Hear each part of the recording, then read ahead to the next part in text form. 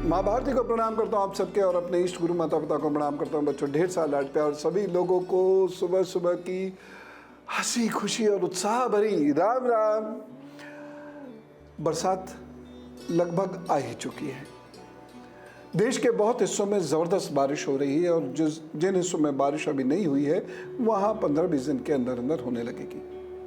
लेकिन ये बारिश रोग लाती है, जिससे आप या आपके परिवार, ख़ासतौर से बच्चे बहुत प्रभावित होते हैं। तो इस बारिश में क्या ऐसा करें कि आपके बच्चों को इन्फेक्शंस ना हो, क्योंकि अभी हमने 2.5 साल का एक लंबा ऐसा समय देखा है जिसमें इन्फेक्शन की वजह से कितना बुरा हुआ समाज का। तो इम्यूनिटी स्ट्रांग रहे, इन्फेक्शन ना हो, क्या करें ज़रूर सुन लीजिएगा अपने और अपने बच्चों की खातिर। और दूसरी महत्वपूर्ण बात हम करेंगे कि हनुमान जी उड़े कैसे थे, क्या है उनके उड़ने की सच्चाई, उड़े भी थे कि नहीं, इस विषय पर चर्चा तो करेंगे। और बरसात के पानी का एक ऐसा उपाय जो आपके घर में खुशियां ला सकता है, वो जरूर जानेंगे। तो चलिए बातचीत शुरू करते हैं पंचांग से। आज है 10 जुलाई, दिन है रविवार। सूर्योदय हुआ सुबह 5:31 पर, सूर्यास्त होगा शाम 7:22 पर। राहु काल सुबह था 5:38 से 7:22 तक। यमगंड काल दोपहर 12:26 से 2:10 तक रहेगा। गुलिक काल होगा दोपहर में 3:54 से शाम 5:38 तक।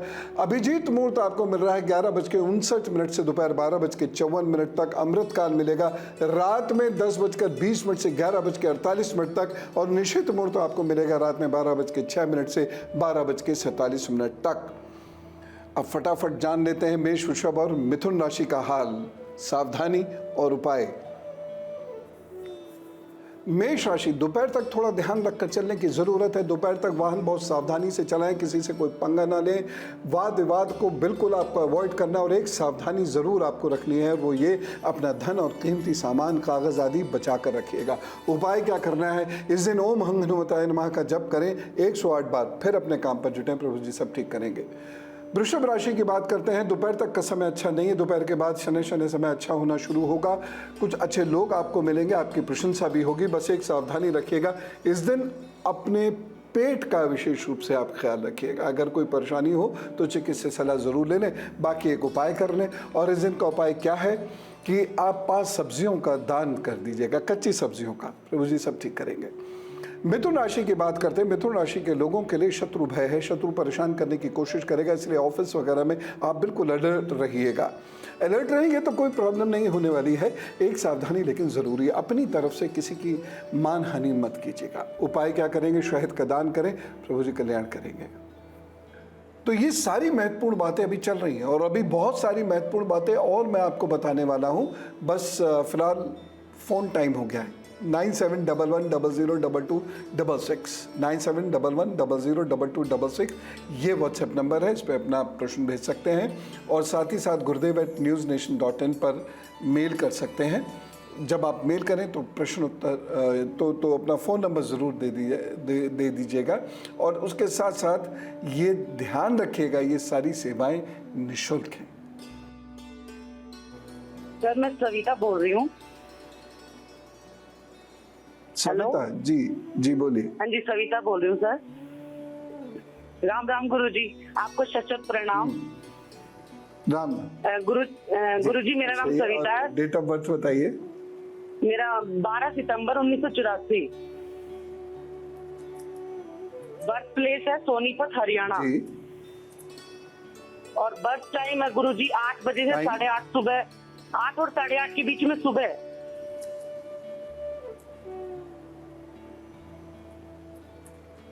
ठीक है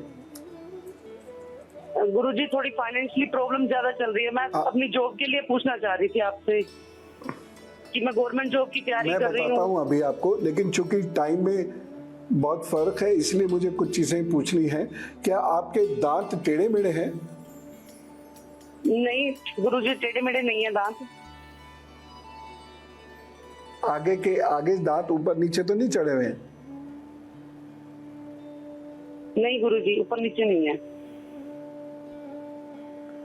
कीड़ा है उसमें? क्या सर? पीड़ा या दांत में कीड़ा? कीड़ा लग जाता है? कीड़ा है?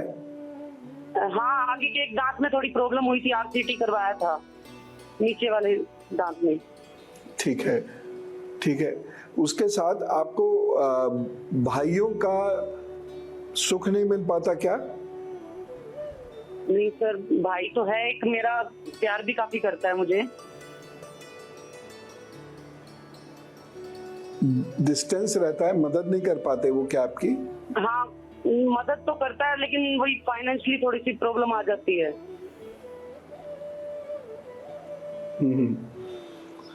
क्योंकि आधे घंटे का टाइम डिफरेंस है ना, तो मुझे आधा घंटा तो बहुत हो जाता है ज्योतिष में। यहाँ तो 3 मिनट 40 सेकंड में भाग्य बदल सकता है, तो इसीलिए मुझे वो चीज़ें तय करनी पड़ती हैं। ठीक है, तो अभी क्या करना है आपको? कुछ रोगियों की सेवा करनी है, मछलियों की सेवा करनी है, और साथ ही साथ आपको बेलपत्र अपनी नानी की बाल्टी में डालकर रखना है और उसी से स्नान करना है। और बुधवार के दिन एक नींबू अपने शरीर से पूरे शरीर से उतार के उसे फोड़कर डस्टबिन में डाल दें, और बाथरूम में कभी नंगे पांव नहीं जाना है, स्लीपर पहन के जाना है। ये छोटी सी चीज़ें हैं, ये आप कर रहे हैं। दूसरी बात, आपके घर की जो दहलीज होती है, यानी घर में जो घुसने का रास्ता है, वहाँ पे कभी भी पानी इकट्ठा ना होने दें और वहाँ की नाली आदि की सफाई स्वयं करें। बस इतना आप कर लीजिए, ज़्यादा साल भर कर लीजिए, जिंदगी में खुशियाँ रौनक आने लग जाएंगी। आइए अब बात करते हैं बारिश की। बारिश में रोग होते हैं, और भारत में जिस तरीके की बारिश होती है वो तो बहुत ज़्यादा रोग कारक होती है। पूरे शरीर को ये इन्फेक्शन से ग्रसित कर लेती है, पकड़ लेती है। खास तौर से परेशानी तब ज़्यादा होती है जब पानी भर जाता है और जगह जगह वाटर लॉगिंग होती है। भारत बन रहा है, भारत में निर्माण कार्य बहुत तेज चल रहे हैं, वाटर लॉगिंग भी इसलिए बहुत ज़्यादा हो रही है। और हम लोग भी कहाँ कम हैं, पन्नियाँ फेंक देते हैं जिससे नालियों में जाम हो जाता है और पानी फिर लौट के वापस आने लगता है।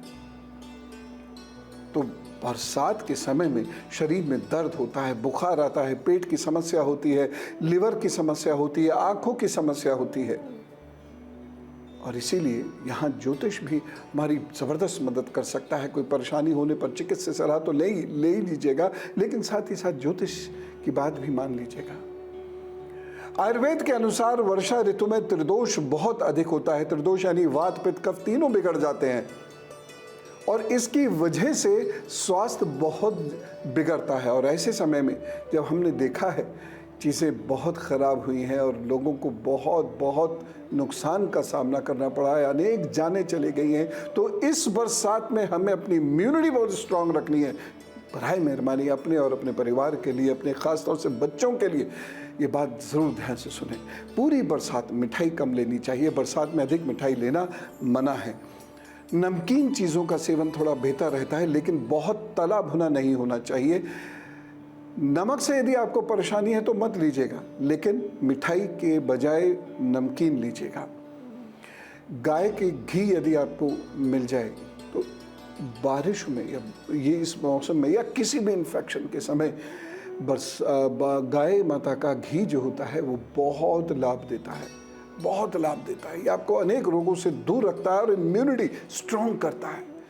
सारी बात लौट फेर के इम्यूनिटी पे आ जाती है, वो स्ट्रांग होनी चाहिए। एक चीज़ और है, अब बारिश है तो भीगने का मन करता है, मेरा भी बहुत भीगने का मन करता है। बारिश हुई और भागते हुए बारिश में चले गए।